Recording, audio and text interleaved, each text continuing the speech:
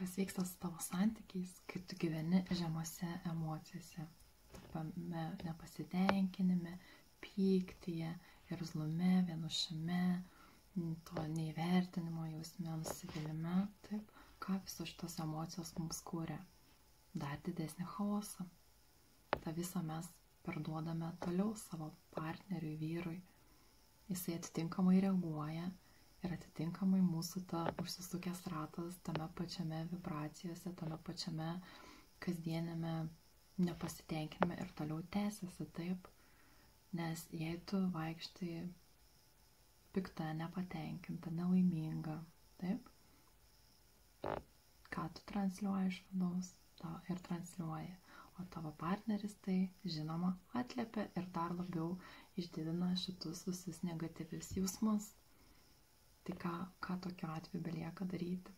Keistis, taip, keistis pačiai, keisti savo vidų, keisti savo įsitikinimus, atrasti šaltinius to nepasitenkinimo, bet tikrus šaltinius.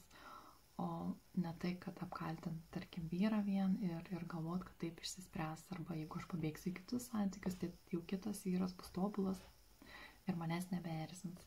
Tai išsirasti tuos giluminius, taip, pykčio, nepasitenkinimo, to vienišumo, nelaimingumo, to šaltinius, juos atradus perkeisti naujus įsitikinimus ir kurtis tą gyvenimą, kuriame jaustum laimę, tą vidinį džiaugsmą, vidinę ramybę, iš tiesų vėl pajustum tą tikrą meilę savo ir žinoma savo partneriui.